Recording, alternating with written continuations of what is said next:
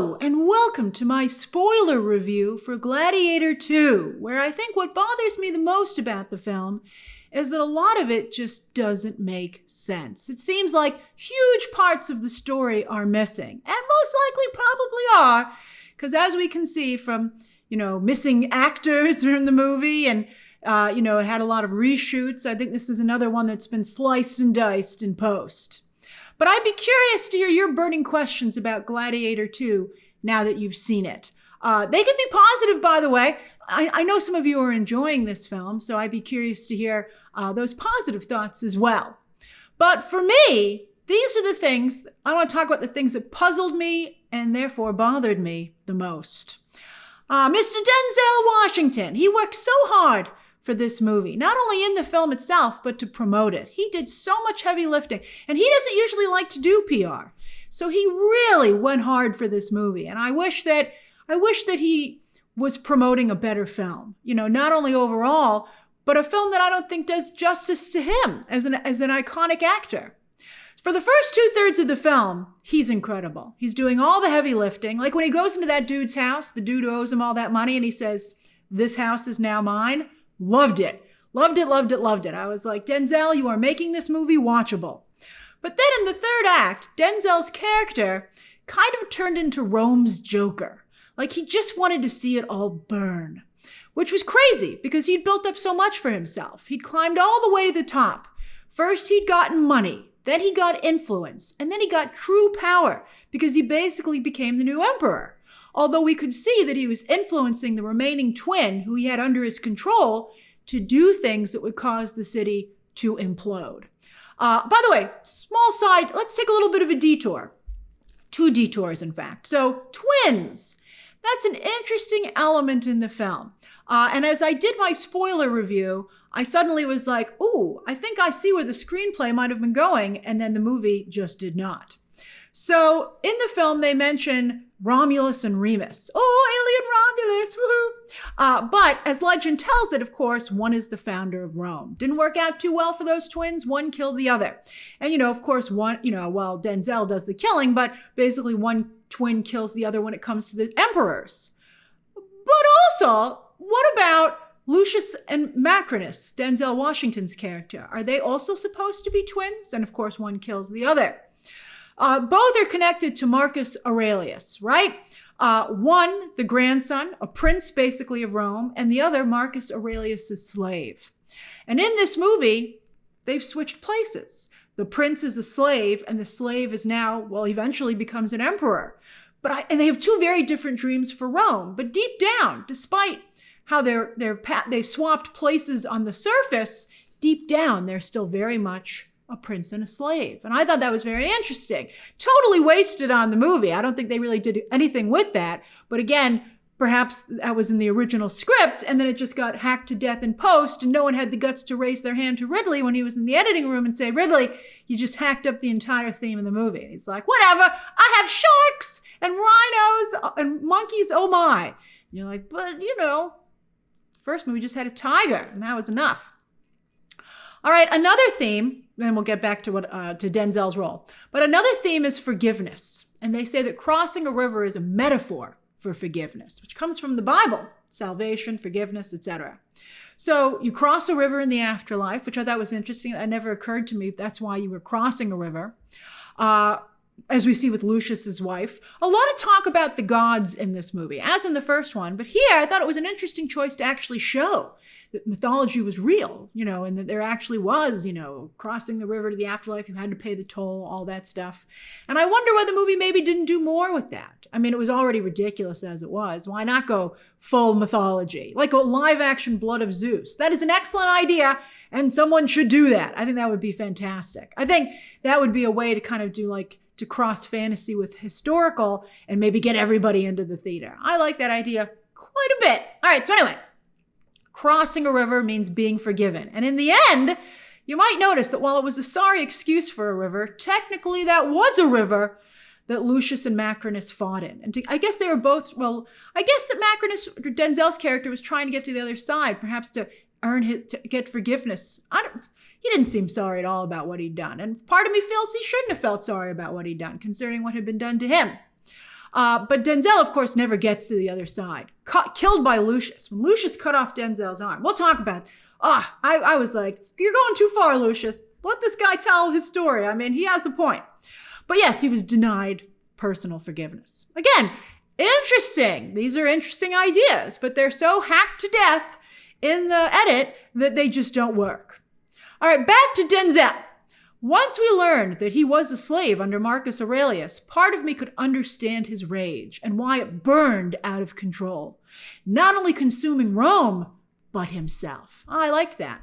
However, if one is to choose total self-destruction, they never established that he had a getaway plan, that he would be okay. When he was fleeing the city, I was like, what are you going to do, Macronus? People, maybe nobody would have known it was him, but where was he? I guess maybe back to his compound? I was weird. Maybe, at that point, he maybe didn't have a plan. He was just, again, his rage had consumed him. But I would have liked to have made that clear. The movie didn't make a lot of clear choices. They were like, what do you think happened? Whatever you would like, that's what happened. But anyway, if you're going to go down with your enemy, wouldn't you at least want the credit for the enemy to know it was them and why? Like from Game of Thrones, I want her to know it was me, right? But isn't that why villains monologue? So to me, Denzel's motivations and actions just never made sense. I couldn't reconcile the clever tactician from the first 2/3 of the movie with the madman he became in the last third. Especially because the movie never showed that transition. It was like just a flip had been switched. Like if he had always been a madman who had been masquerading as a tactician, fine. But give me glimpses of that at the first 2/3 of the movie where I'm like, what is that? And then I'm like, oh, that's what that is. Uh-oh. I mean, it's like Denzel changed because the movie needed him to. And it was just very frustrating. And then, even as a madman, a lot of his choices seemed to make no sense. You'd be like, dude, I'm with you. But this still seems like a dumb plan. And but on that note, it did not sit right with me what happened to Denzel at the end. Because he was fueled by such pain, which I felt to a degree was right. He was right to be as angry as he was, what had been done to him. So to have the prince of the Rome that he hated be the one to cut him down without even knowing what really was going down. Like Lucius never knew what Denzel's motivations were and why. Like you had like this big final fight. These two characters fighting each other and, neither one of them truly knew where the other one was coming from. It was so weird. You're like, I thought that was so unsatisfying. And just to have Denzel, in the end, cut down by the grandson of the man who had enslaved him in a humiliating way, I thought, when he cut off his arm, I was just like, man. I thought it was too much. I actually, despite everything that Denzel had done, I felt bad for him. I was like, he didn't deserve to go down like that. He was out of control, yes, right? And very dangerous, which was part of what made his character so cool, until he started making weird decisions. And you were like, dude, what are you doing? You were so cool and you were such a good tactician before. But I didn't think he deserved death. Certainly not out of the gate. I'd be like, lock him up, I don't know if I would have banished him because I think he would have just turned right back around and caused another problem because he's very clever. But also, besides his motivations, he helped Lucius. I mean, sure, it was for his own ends, but he had helped Lucius. Lucius never would have made it to Rome without Denzel's character. So I was like, dude. I mean, I'll talk about it a little bit more at the end, but I'll just say here, Lucius didn't even seem that upset about it. I mean, he and this man had to some degree bonded, at least over their rage. And you didn't even have a thing where Lucius was like, woo, I'm glad I got my rage under control so I didn't turn into that. I mean, none of these elements, they were there, but they weren't there. And that's very frustrating.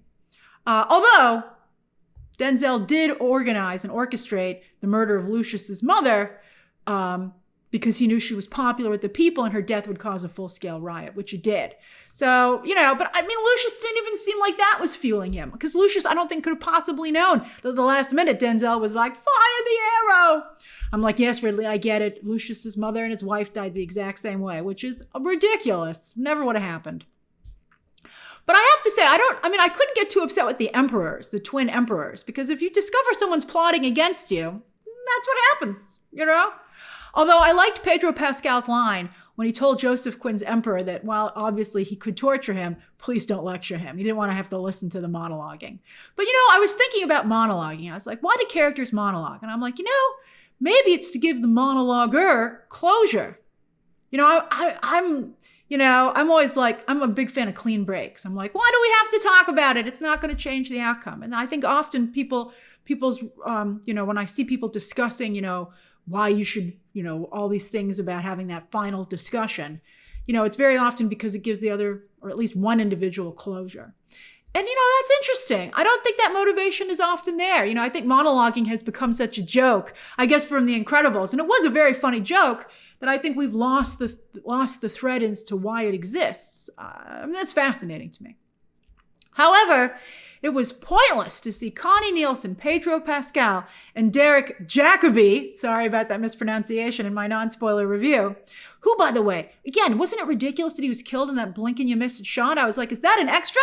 No, it's Sir Derek Jacobi. That was nuts. He was an original character from the first movie. He deserved a lot more respect than he got here.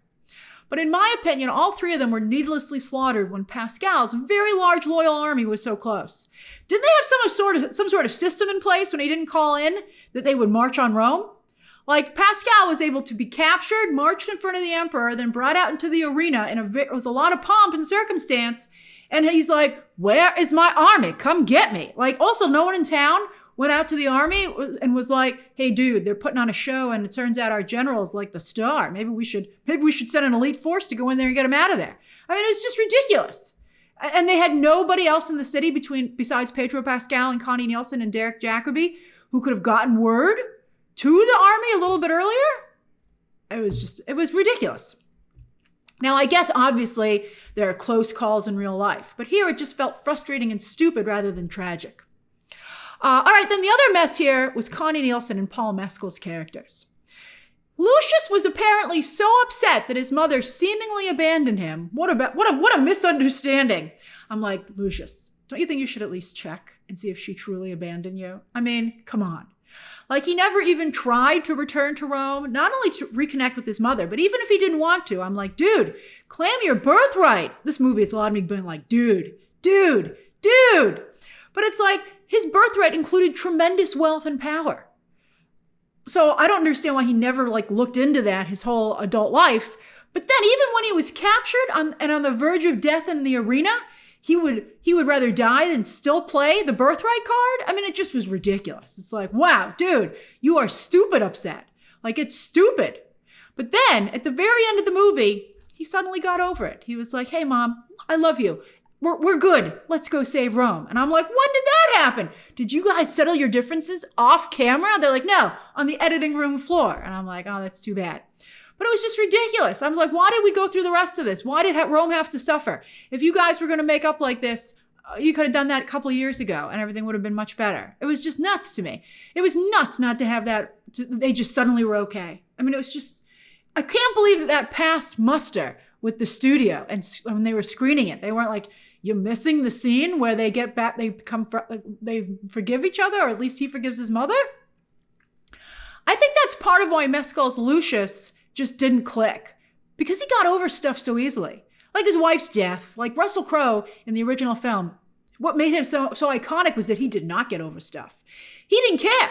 He was like, and I think a lot of people could relate to that and admire that. He was like, ride or die, ride or die. But Paul Mescal was like his wife died. He was a little upset about it, but he kind of forgot about it.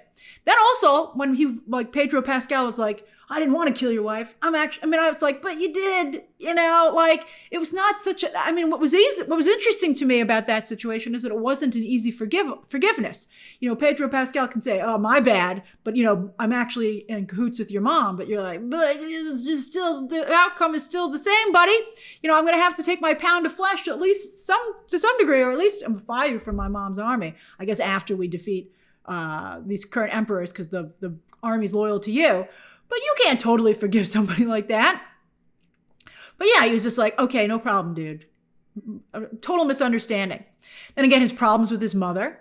And then, as I said, at the very end, when he had to fight Denzel's character, who was his supposed mentor and friend, and at least also, I think, inspiration, he didn't seem that upset about it. He was like, yeah, solve that problem. Time to make my speechy poo on my horse.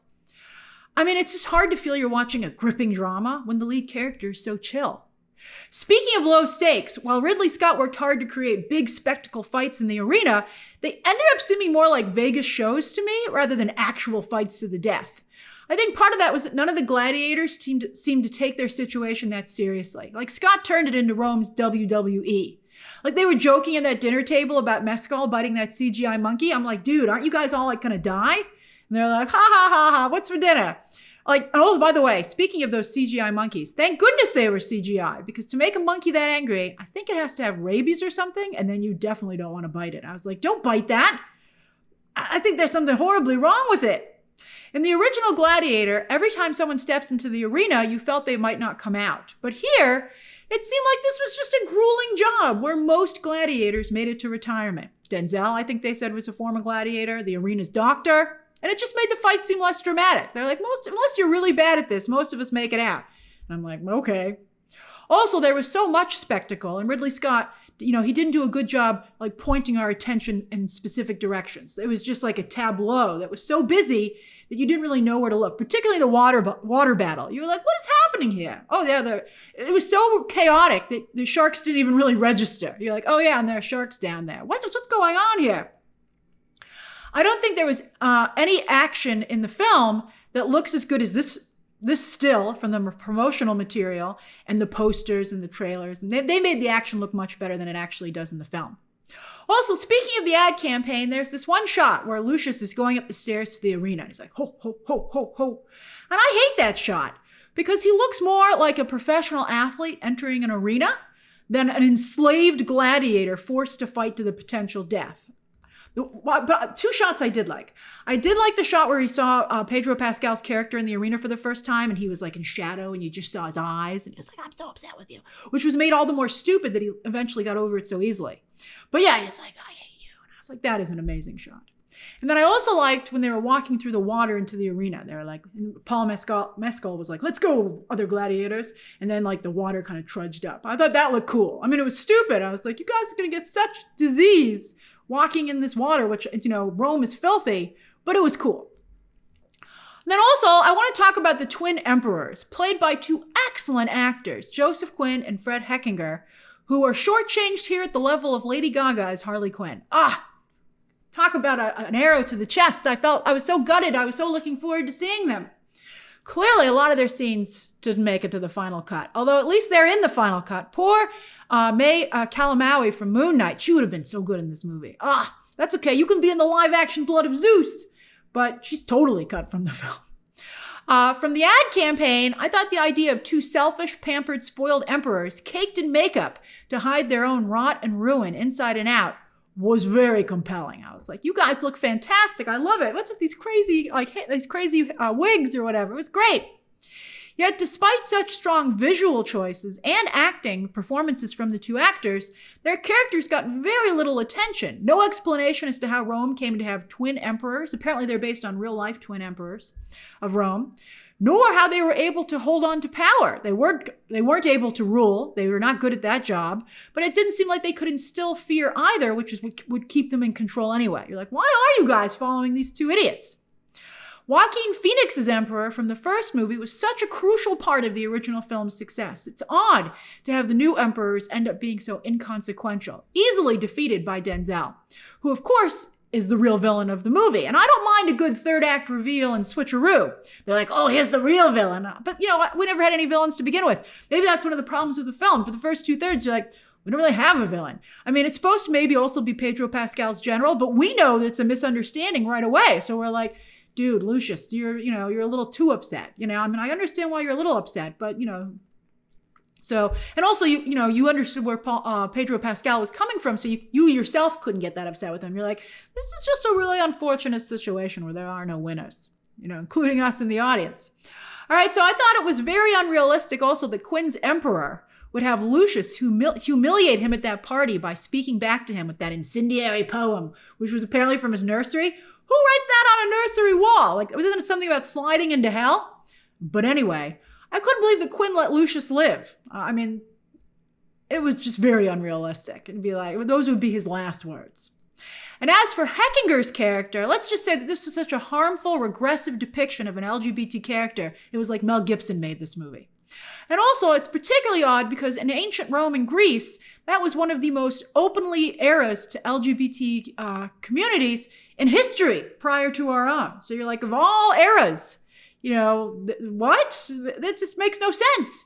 I mean, they might have cut Denzel's kiss, but they kept a line where he made it clear that he was bisexual.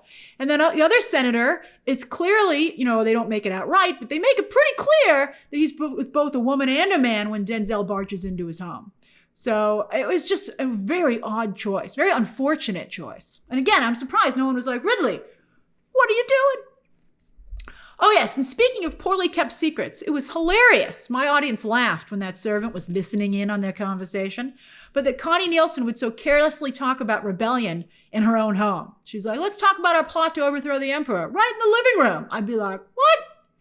But also that servant who turned her in, at least she ended up going down with her mistress anyway at the end in the arena, because they tied all of her servants to that little ship as well, all of her co-conspirators. So, don't be a snitch, man. Don't be a snitch. Dude.